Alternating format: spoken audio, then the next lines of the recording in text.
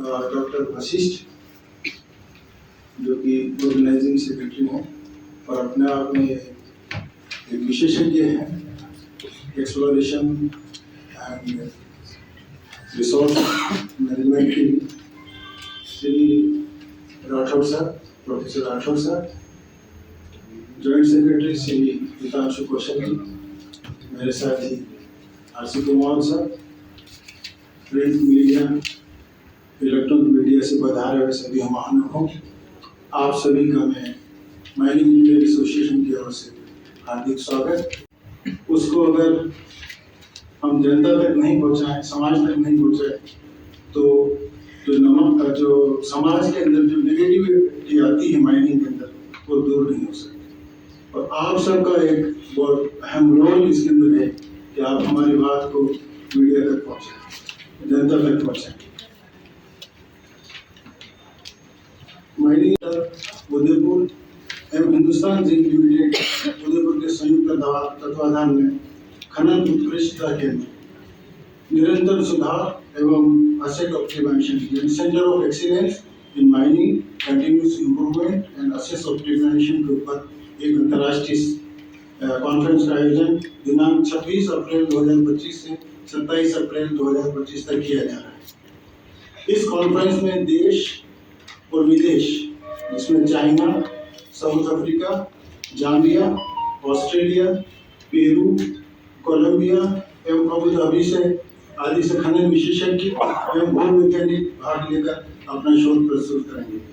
देश के लगभग 15 राज्यों से भी माइनिंग इंजीनियर्स एंड जियोलॉजिस्ट अपना शोध प्रस्तुत करेंगे। जैसा कि आप जानते हैं कि mining engineer association of India एक राष्ट्रीय संगठन है जिसके देश एवं विदेशों में 6000 से अधिक सदस्य हैं तथा भारत की 27 शाखाएं हैं, जिनमें से 3 शाखाएं राजस्थान के उदयपुर, जोधपुर और जयपुर में है। इसके अलावा 83 भारत सरकार और राज्य सरकारों के खनन से संबंधित राज्य के उपक्रम व बड़े खनन उद्योग की संस्था के लायक इंस्टीट्यूशन मेंबर हैं। इसके अतिरिक्त खनन संबंधित कई इंजीनियरिंग कॉलेज के स्टूडेंट चैप्टर भी इसके साथ कार्यरत हैं।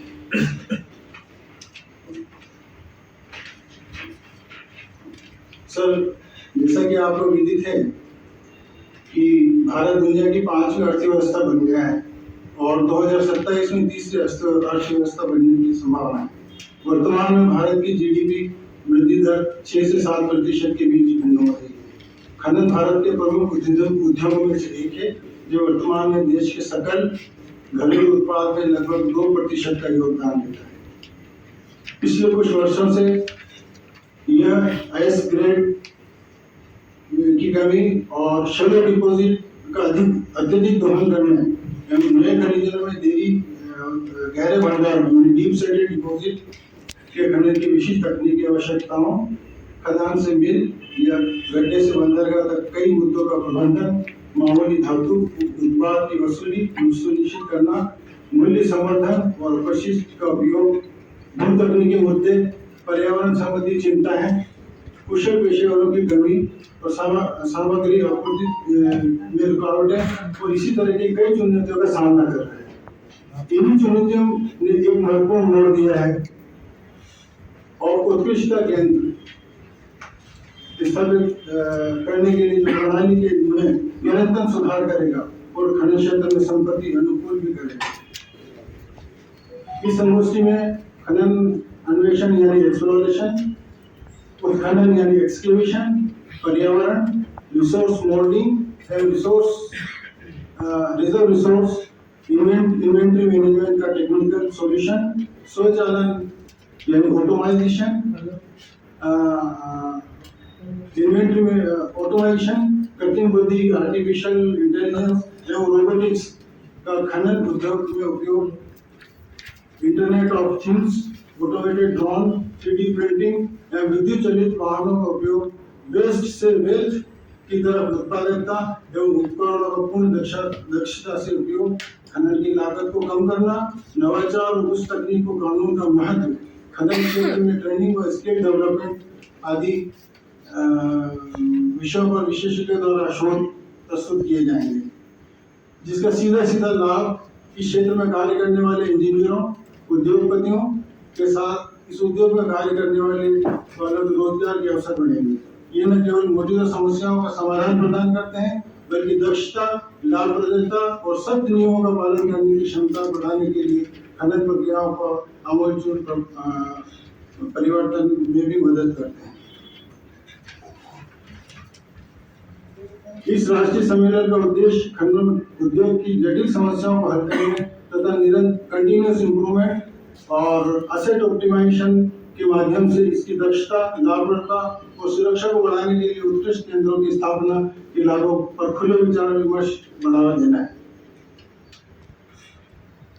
कॉन्फ्रेंस में निम्न विषयों पर विशेषज्ञों द्वारा शोध प्रस्तुत किए जाएंगे।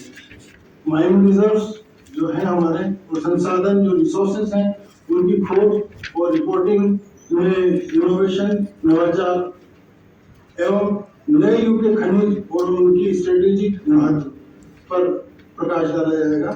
सुरक्षा जो बहुत महत्वपूर्ण है और पर्यावरण महत्वपूर्ण है, उत्कृष्टता या एक्सीलेंस केंद्र की स्थापना करना, स्ट्रेटेजिक खदान डिजाइन और मूल्य अनुकूलन वैल्यू ऑप्टिमाइजेशन करना, मिनरल के साथ साथ जो इम्पोर्टेंट चीजें हैं जैसे drilling, blasting, mine development and stopping कहते हैं, जो हमारे अंडरग्राउंड के अंदर से जो मिनरल को जो निकालते हैं, मिनरल निकालने के प्रोसेस को स्टॉपिंग बोलते हैं।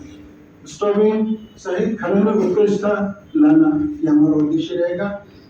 खनन में automisation, artificial intelligence and robotics के उपयोग का भी इसके अंदर समावेश किया जाएगा।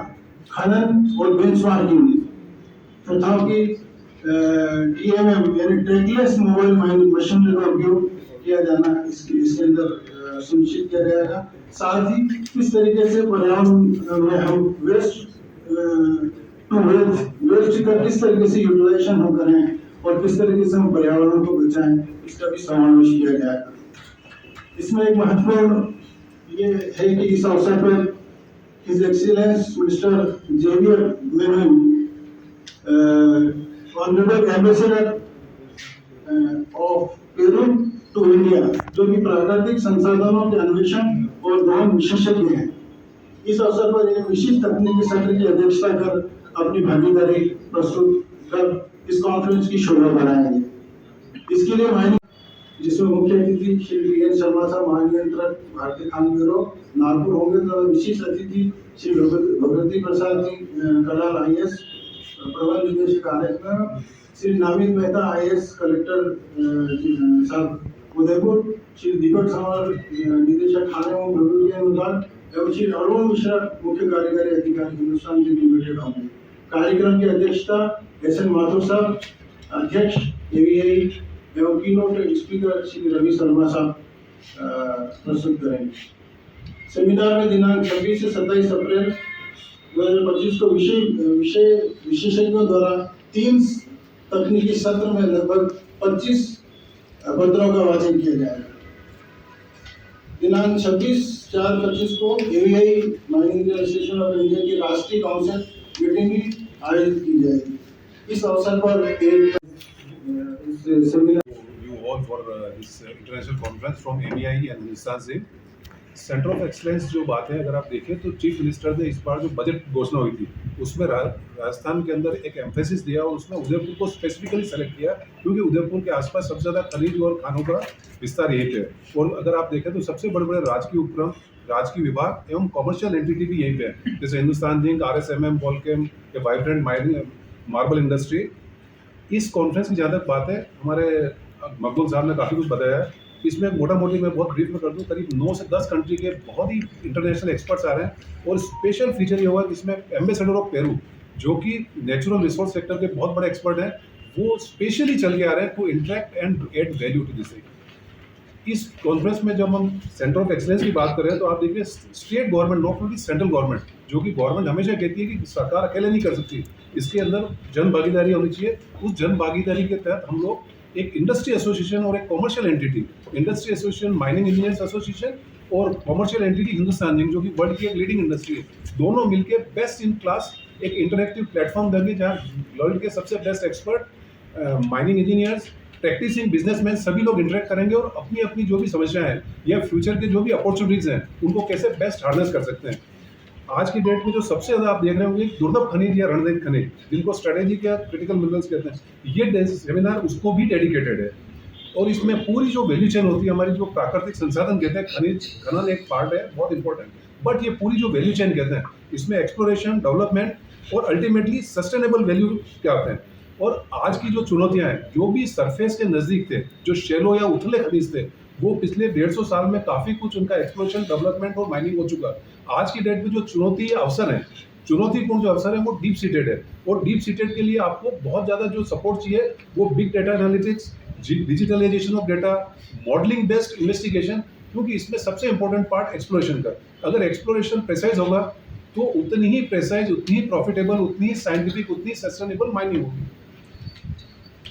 इसमें हम लोग जो सबसे ज्यादा जो थीम है हमारी, ये न्यू एज जो बेस्ट इन क्लास टेक्नोलॉजीज के ऊपर हाईलाइट करना है। बेस्ट इन क्लास ग्लोबल जो इक्विपमेंट्स हैं, हाई कैपेसिटी ऑटोनोमस इक्विपमेंट, लो पॉल्यूटिंग, हाई प्रोडक्शन यील्डिंग, उनके ऊपर होगा। और उसके अलावा जो सॉफ्ट स्किल्स है, आज की तारीख में जितना हार्ड स्किल्स की बात होती है, इक्विपमेंट, मैन पावर, उतना ही important contributory part soft skills है। चाहे मॉडलिंग हो, चाहे कंप्यूटराइजेशन हो, डिजिटलाइजेशन हो, बिग डाटा एनालिटिक्स हो, so that the decision is more perfect. इस सेमिनार में मोटा मोटी करीब हम एक्सपेक्ट कर रहे हैं 450 से 500 global expert plus internet sponsor आएंगे। इसमें मोटा मोटी तौर पे करीब हमने 7 थीम सेलेक्ट किए। मैं बहुत ही फास्ट बोलता हूँ। Innovation in exploration and reporting of reserve and resource. Reserve और रिसोर्स में फर्क इतना ही होता है, रिसोर्स एक ब्रॉड एक होता है कि अंदाजा होता है, और रिजर्व बोलते हैं मतलब उसमें कॉन्फिडेंस होता है, उसके अंदर एक्सप्लोरेशन है, कई सारे टेक्निकल इनपुट है, और उसके ऊपर क्रेडिबिलिटी, जिसके ऊपर स्टॉक एक्सचेंज भी फाइनेंस करने को तैयार हो जाता है। और इसमें new age minerals and their strategic importance, क्योंकि आज की तारीख में अगर आप देखो तो ईवी मिनरल्स, आपके सेमीकंडक्टर इंडस्ट्री जो जा रही है, वो सारे न्यू एज मिनरल जिनको हम क्रिटिकल मिनरल या स्ट्रेटेजिक मिनरल कहते हैं, उनके ऊपर फोकस करने का सरकार का जो बीड़ा है वो एमईआई और हिंदुस्तान जी इस अंतर्राष्ट्रीय गोष्ठी के माध्यम से आगे बढ़ाने की कोशिश कर रहे हैं। इसमें जो एक सबसे इम्पोर्टेंट जो कॉल था चीफ मिनिस्टर का कि establish centre of excellence in mining, exploration, safety and environment, ये चारों इसके बड़े इंपॉर्टेंट वर्टिकल है और चारों का बहुत contribution in terms of productivity and profit. Strategic mineral mine designing करनी है और हिल ऑफ वैल्यू चेन ऑप्टिमाइजेशन, मतलब सारे ऑपरेशन जब तक टेक्नो कॉमर्शियली वायबल नहीं हो तब तक वो मीनिंगलेस हो जाती है। तो इसमें ये भी एक बड़ा फोकस एरिया रहेगा हमारा। उसके बाद में excellence in mining including drilling blasting. Drilling blasting जैसे कि मकबूल साहब ने बताया बहुत इंपॉर्टेंट पार्ट है। माइन डेवलपमेंट एंड स्टॉपिंग जो अल्टीमेट प्रोडक्शन या एक्सकैवेशन एंड बाहर लाने वाली एक्टिविटी होती है। उसके बाद अगर देखें हम unlock value chain by automation, artificial intelligence, I think everybody is talking on this buzzword artificial intelligence, and robotics in mining. Robotics in mining की जहाँ तक बात करें, you are all invited and welcome to Hindustan ji, जहाँ पे आप देखोगे minister और सेक्रेटरी दिल्ली से बैठ के मिनिस्ट्री में दरीबा, जावर और अगुचा में इक्विपमेंट ऑपरेट करते हैं। मतलब वो जमाना चला गया जहाँ आदमी वहाँ खड़ा रह के करेगा, ऊपर बैठ के आप सब कुछ कर सकते हो, जिनको अपन रिमोट जैसे अपन टीवी चलाते हैं वैसे माइनिंग के अंदर सारी एक्टिविटी और ऑपरेशन चलते हैं। ट्रैकलेस माइनिंग एक नया कंसेप्ट है जिसमें आप एक नहीं 10 जगह उस इक्विपमेंट को यूज कर सकते हो। तो इसके ऊपर भी वर्ल्ड में क्या क्या डेवलपमेंट हुआ है उसके ऊपर इंटरेक्शन होगा, डिस्कशन होगा। Last but not the least the use of state of art technology. उसके बाद एक और चीज है कि वेस्ट टू वेल्थ। पहले वेस्ट एक बहुत बड़ी समस्या होती थी। आप अगर कहीं भी खनन एरिया के पास जाओ, बिजोलिया वगैरह, आपको बड़े पहाड़ मिलेंगे खनन में जिनको मलबा कहते हैं। तो आज की तारीख में कॉल ये नेशनल एंड स्टेट का चीफ मिनिस्टर का, इस वेस्ट को वेल्थ में कन्वर्ट करना है।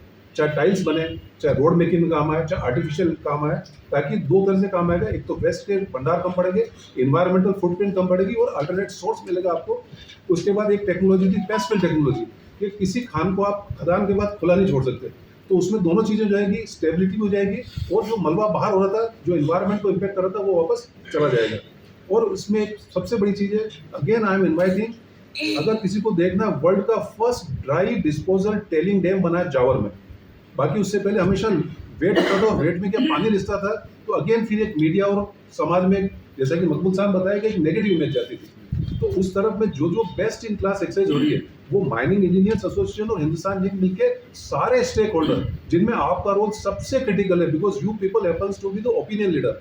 आप लोग जिस तरह से बोलते हैं, लिखते हैं, पब्लिक में जाते हैं, वो एक मैसेज जाता है। और आपका, हम एक्सपेक्ट करते हैं कि आपका इस बार इतना अच्छा कवरेज रहेगा कि जो माइनिंग के बारे में कुछ भी भ्रांतियां, कुछ भी गलतफहमियां या कुछ वेस्टेड इंटरेस्ट के लिए भी हो सकती है, उनको आप एक अच्छा रूप जो आप अपनी आंखों से देखो, physically seeing is believing sense में उनको आप जनरल पब्लिक, मीडिया, ब्यूरोक्रेसी और पॉलिटिकल एरेना में आप पहुंचाओगे। With this word I close my. Convener हैं मकबूल जी और ऑर्गेनाइजिंग सेक्रेटरी है वसीफ साहब, उनसे आपने सुन ली कि हम सेमिनार में क्या क्या करने वाले हैं, कौन कौन लोग यहाँ आने वाले हैं और किस तरह के पेपर सब पढ़ने वाले हैं। आप सब जानते हो माइनिंग हमारे जीवन का एक बहुत महत्वपूर्ण अंग है। बिना माइनिंग के हमारा जीवन चलना आज के परिप्रेक्ष्य में अगर मैं कहूँ तो जिस तरह का डेवलपमेंट, जिस तरह की आवश्यकताएं हमारी है, वो आवश्यकताएं बिना माइनिंग के पूरी नहीं हो सकती।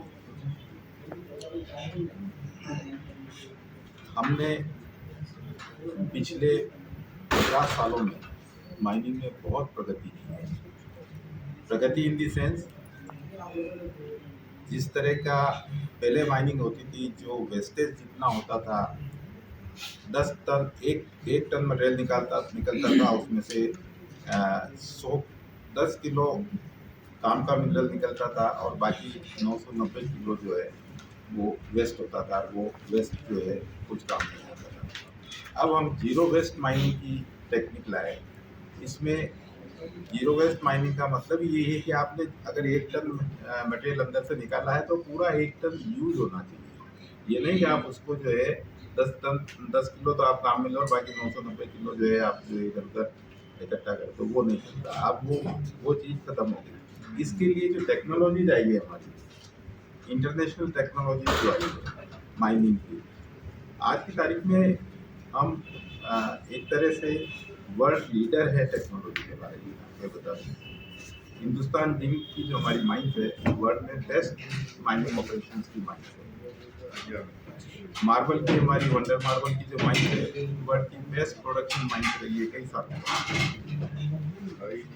हमारे यहाँ पर जो मिनरल्स हैं, चाहे RSMM का रोक कह दो या ग्रेनाइट का कह दो, वर्ल्ड में मतलब कोई हमको कम्पीट नहीं कर सकता। इतनी बढ़िया टेक्नोलॉजी आज की तारीख में हमारे पास है और हम उन टेक्नोलॉजी का उपयोग कर रहे हैं, उसका उपयोग कर रहे हैं। टेक्नोलॉजी का उपयोग मैं मानता हूँ कि खनन हमारे जीवन का एक महत्वपूर्ण अंग है, खनिज हमारे जीवन का महत्वपूर्ण अंग है, लेकिन साथ ही साथ हमको एनवायरनमेंट को भी बचाना है। इससे निश्चित रूप से जब हम माइनिंग करते हैं तो थोड़ा एनवायरनमेंट को नुकसान होता है, लेकिन वो नुकसान हुए बिना या उस नुकसान को कंपनसेट करते हुए हम माइनिंग की तरफ बढ़ते हैं। आज आप कभी भी पिपलांतरी की तरफ जाओ, जो पिपलांतरी का आपने कई बार आपने नाम भी सुना होगा, तो बहुत वो सारा माइनिंग के जितने भी डंप्स हैं उन पर जो जंगल लगा है, जिस तरीके से उन्होंने उसमें फॉरेस्टेशन किया है, मतलब आज एक पूरे वर्ल्ड में उसकी मिसाल दी जाती है। और पूरा जो है ओवरबर्डन जो निकला हुआ उसी के ऊपर वो सारा फॉरेस्ट जो है ये हुआ है। और उसके लिए जितने माइन ओनर्स हैं उन सब माइन ओनर्स ने किसी न किसी रूप में कंट्रीब्यूट किया। किसी एक आदमी के बस की बात नहीं थी कि उन्होंने, सरपंच साहब ने बहुत अच्छा काम किया वहाँ पे, लेकिन ये जब तक एक टीम वर्क नहीं होता तब तक वो काम नहीं होता। तो इस तरह से आज की तारीख में हम बेस्ट टेक्नोलॉजी का उपयोग कर रहे हैं, लेकिन अभी भी विश्व में जो टेक्नोलॉजी काम आती है उसमें कई परिवर्तन जो माइन होना चाहिए उनको पता है। तो उसी को ध्यान में रखते हुए हमने ये कॉन्फ्रेंस बुलाई, इंटरनेशनल कॉन्फ्रेंस बुलाई है, जिसमें आपको बताया अभी कि करीब 9 देशों के एक्सपर्ट जो है वो भी आ रहे हैं, हमारे देश के एक्सपर्ट्स भी आ रहे हैं और 2 दिन तक ये कार्यक्रम हमारा चलेगा। और हम उम्मीद करते हैं कि इससे जो रिजल्ट आए वो मिनरल सेक्टर के लिए, और विशेषकर आप जानते हो राजस्थान को मिनरल के लिए ही जाना जाता है, खनिजों के लिए जाना जाता है। तो जो फायदा राजस्थान को इससे मिलेगा वो निश्चित रूप से बहुत बड़ा एक फ़ायदा होगा।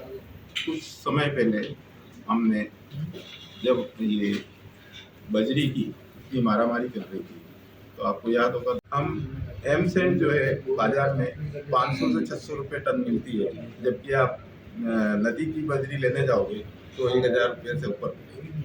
तो वो जो स्थितियाँ हैं जिस तरह से हम चाहते हैं कि और हमारे पास मिलियंस ऑफ टन वेस्ट पड़ा हुआ जिसको हम एम सैंड में कन्वर्ट कर सकते हैं। जब मैं डायरेक्टर माइंस था, पिछले कई सालों तक मैंने ये कोशिश करी कि RSMM के पास जो मिलियंस ऑफ टन वेस्ट पड़ा हुआ है उसको कन्वर्ट किया जाए एम सैंड में, और तो ये बजरी की प्रॉब्लम खत्म हो जाएगी।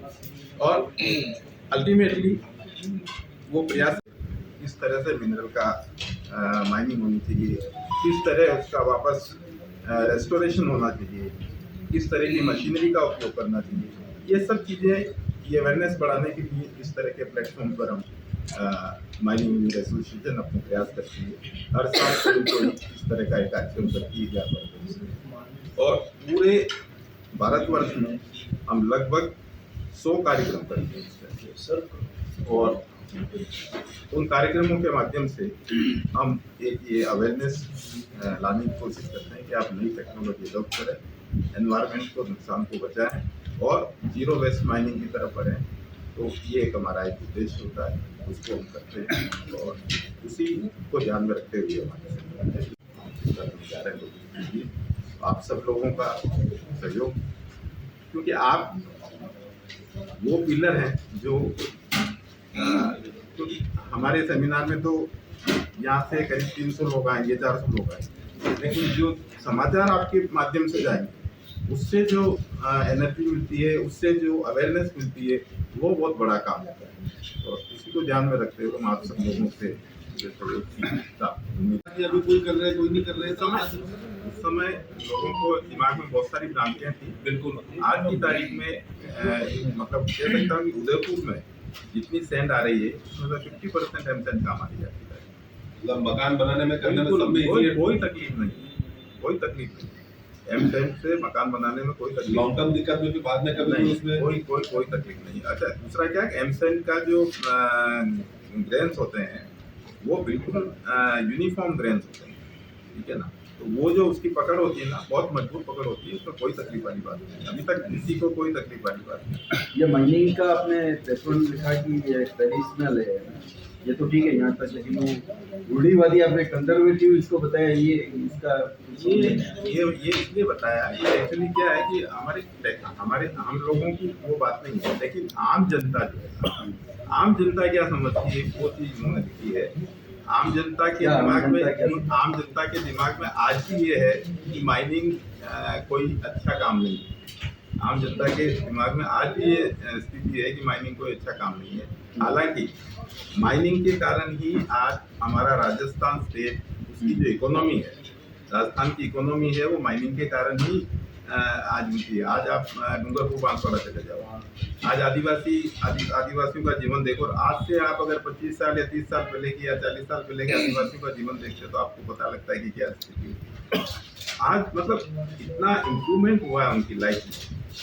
तो वो सब रूढ़िवादिता की जहाँ तक बात है, वो ये शब्द इसीलिए यूज किया है कि जो आम जनता के विचार हैं, जिनको भी माइनिंग के बारे में कुछ भी नहीं मालूम, मेरे ख्याल से ये जितने पत्रकार बंधु बैठे हुए हैं, मुश्किल से 20-25% लोगों ने माइंस देखी होगी, नहीं देखी होगी ना।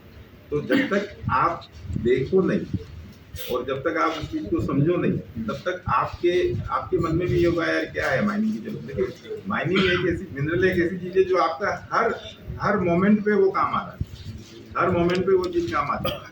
एक बार क्या, जस्ट एक एग्जांपल देता हूँ, राजस्थान में हाई कोर्ट में पॉल्यूशन कंट्रोल बोर्ड के हमारे पहले NOC नहीं करते थे, तो हाई कोर्ट ने एक बिल्कुल एब्सोल्यूट बैन लगा दिया कि राजस्थान में कोई माइनिंग नहीं होती। तो करीब 30,000 माइंस उस समय बंद हो गई। ये 2004 की बात है।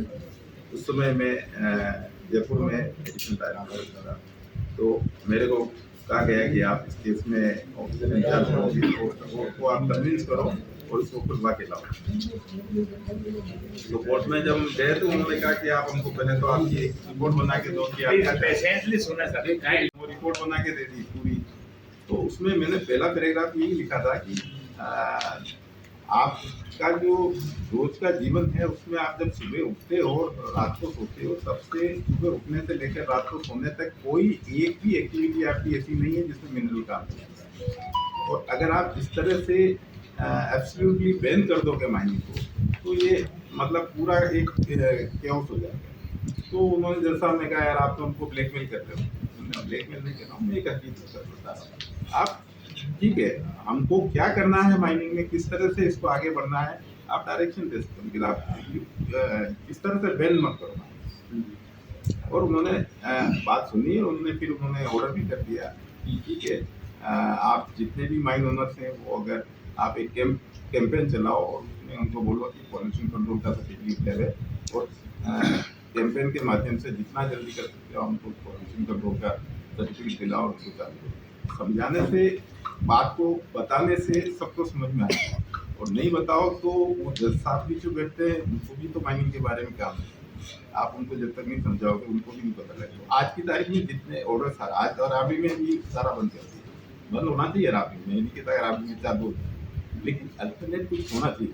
बिना अल्टरनेट के अगर आप बंद कर दोगे तो सारा अनऑथराइज एक माफिया डेवलप हो जाएगा। आज बजरी में क्या हुआ, वही हुआ, माफिया डेवलप हो गया। अब आप रोज न्यूज छापते हो, आज 10 गाड़ियों को लिया, आज इतनी जब की, लेकिन वो एक नेसेसिटी है। आप जब उनको लीगल कोई माइंस नहीं दे पाओगे तो क्या करेगा? आपको मकान बनाना है, आपको बजरी चाहिए, क्या करोगे? आप बाजार जाओगे, ट्रैक्टर खड़ा है, आप लेके आओगे, कुछ न कुछ तो करोगे ना। तो या तो आप उसका कोई अल्टरनेटिव दे दो, जैसे हमने एमसन का एक अल्टरनेटिव निकाला तो थोड़ा बहुत उसका मिल सकता है। अगर अल्टरनेटिव नहीं तो आपको तो लेनी है, आपको तो मकान बनाना, तो आप रोकोगे नहीं। एक गरीब को एक मकान बनाना है गांव में, वो तो रोकेगा नहीं, तो बनाएगा, नदी में से निकाल के लाएगा, कहाँ से लाएगा? अगर आपने सारा बैन कर दिया तो मार्केट डेवलप हो जाएगा। आपको 500 रुपये टन बजरी मिलती है, वो 1000 रुपये में मिलेगी। तो ये सब चीज़ें क्या है कि एक प्रॉपर सिस्टम, प्रॉपर माइनिंग और एनवायरनमेंट को बचाते हुए कैसे काम करें, ये सब चीज़ें। सर जीरो वेस्ट की आपने बात की, लेकिन मार्बल के अंदर तो काफ़ी स्लरी निकल रही है, आसपास पड़ी हुई है, उसके लिए आपने क्या टेक्निक कैसे ख़त्म कैसे होगी? आज की तारीख में स्लरी अवेलेबल ही नहीं। आज की तारीख में स्थिति ये हो गई है कि आप चाहो तो भी आपको स्लरी नहीं, ये पोजिशन है। सारी स्लरी यूज आ रही है, सारी स्लरी काम आ रही है। आपको जितनी जो आसपास पड़ी हुई थी पहले वो सब जा रही है, टोटल जा रही है, सब पिलर्स खंबे टाइप बन गए, जगह बन गई बड़े, सब उठ रही। मतलब आपको आज की तारीख में अवेलेबल ही नहीं है। मैं आपको फ्लाई एश की बात बताऊँ ना, मैं बूंदी में था माइनिंग किया, फ्लाई एश मतलब thousands of acres land fly ash से भरी रहती थी। वो तो कवर हो गई, उसको यूज हो गया, सारी फ्लाई एश उठ गई। और आज की तारीख में सभी सीमेंट प्लांट ने वहाँ पे अपने साइड में लगा दिए हैं, और जो थर्मल प्लांट है वो उनसे चार्ज करता है फ्लाई एश का, फ्री में नहीं देता। तो ऐसा सवाल ये उठता है कि जो इतना हल्ला मचता है और फिर बाद में वो एक मिसअंडरस्टैंडिंग है। हमारे पास टोटल एरिया का 0.9% या 0.8% हमने माइनिंग लीजेस दे रखी है, उसमें से 0.25% में माइनिंग ऑपरेशन चल रही है, बाकी का एरिया तो अभी भी बैरल पड़ा हुआ है। लेकिन क्योंकि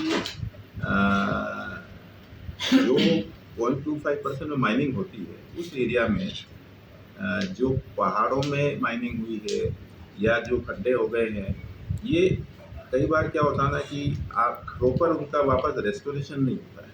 रेस्टोरेशन नहीं होने की वजह से एक जो लोगों के मन में जो आती उतना है ही पार्ट प्रभावित हो रहा है ना, उतना ही पार्ट से उतना ही बात पूरा एनवायरनमेंट का असर पड़ नहीं रहा है। नहीं। अच्छा, दूसरी बात क्या है, माइनिंग से दूसरी बात क्या है कि पॉल्यूशन सिर्फ एक लैंड पॉल्यूशन होता है, इसके अलावा कोई पॉल्यूशन माहौल ऐसा किया जा रहा है कि जैसे पूरा एनवायरनमेंट माइनिंग से सिर्फ लैंड की वजह से पॉल्यूशन होता है कि आपका भ्रांति है सर, वो ये वेस्ट है, भ्रांति वो आप फैली हुई है। जहाँ से माइनिंग करके करने आपने के लिए वेस्ट क्या उपाय किया, किया वो है? Land pollution. Department of mines है, भारत सरकार का डीएस ब्यूरो ऑफ माइंस है, और राजस्थान सरकार का डिपार्टमेंट ऑफ माइंस है। आज की तारीख में हमारे सबके रूल्स बहुत स्ट्रिक्ट हैं, और रेगुलरली उन माइंसों का आजकल इंस्पेक्शन होता है। देखिए, माइनिंग बहुत हेजार्डियस इंडस्ट्री, माइनिंग बहुत हेजार्डियस इंडस्ट्री है। कोई भी इंडस्ट्री हो हेजार्डियस होती है, बट माइनिंग से ज़्यादा हेजार्डियस कोई नहीं है। दूसरी बात ये है कि आप सारी सेफ्टी के प्रोविजंस को काम में ले लोगे, इवन देन रोग का बिहेवियर आपको मालूम नहीं है। रोग का जो बिहेवियर होता है कि लोग किस तरह से बिहेव करेगी वो अपने को नहीं मालूम है, ठीक है ना। तो उस केस में क्या होता है ना कभी कोई न कोई ऐसी घटना घट जाती है जिसमें कोई कैजुअल्टी हो जाती है। मैं ये नहीं कहता हूँ कैजुअल्टी नहीं होनी चाहिए, लेकिन अगर आप डेटा को कभी एनालाइज करोगे तो आपकी जितनी रोड एक्सीडेंट में डेथ होती है ना उसका 1% भी माइनिंग में नॉट 1%, वो भी मुझे बहुत ज़्यादा पता है। आपके रोड एक्सीडेंट में जितनी डेथ होती है, मैं कंपेयर नहीं कर रहा हूँ, I don't want to compare, मैं जस्ट एक अपन बात कर रहे हैं कि आपका रोड एक्सीडेंट में जो डेथ होती है डेटा की, अगर आप माइनिंग के डेटा अगर आप उठा के देखोगे तो 100 में से एक भी माइनिंग का नहीं होगा, एक से भी कम। तो लेकिन क्योंकि ये इंडस्ट्री आती है जेडीएस इंडस्ट्री की, सारे जो है टाइपिस्ट बेकार हो जाएंगे, सारे हो जाएंगे, लेकिन उनको वो खत्म नहीं हुआ, उनको एक्स्ट्रा वर्क जॉब मिला। आज लेबर क्लास में, हाँ? लेबर क्लास में नहीं, लेबर क्लास में कोई फर्क नहीं है। लेबर क्लास का काम है तो ठीक है, रोबोटिक्स आएंगे पर उनको दूसरा काम मिलेगा, उनको दूसरी तरह का वर्क मिलेगा, वो सेफ्टी के हिसाब से जरूर। Past national president mining engineers association of India कर रहा हूँ और retired director mines in geology government of Rajasthan दे रहा हूँ। ये जो 2 दिन की अंतर्राष्ट्रीय कॉन्फ्रेंस हम आयोजित कर रहे हैं खनन पर, इसमें देश विदेश के सारे एक्सपर्ट्स इसमें आ रहे हैं। करीब 500, 450 से 500 एक्सपर्ट्स इसमें होंगे और करीब 25 तकनीकी पेपर्स इसमें पढ़े जाएंगे। 9 कंट्रीज के एक्सपर्ट इसमें भाग ले रहे हैं और स्पेशली पेरू के जो एम्बेसडर हैं वो एक टेक्निकल सेशन की अध्यक्षता कर रहे हैं। उन्होंने खुद ने अपना इंटरेस्ट शो करके वो यहाँ पर आ रहे हैं।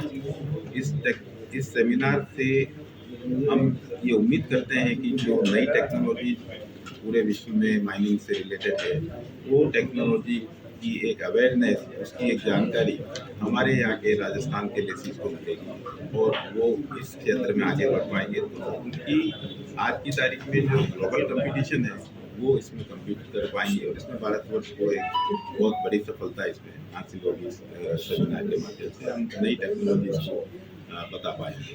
तो कुल मिलाकर ये हमारी प्रयास है और माइनिंग इंजीनियर एसोसिएशन का हमेशा ये प्रयास होता है कि जो भी नई टेक्नोलॉजी आए माइनिंग क्षेत्र में उसको हम माइन ओनर्स तक पहुँचाएँ किसी भी तरीके से।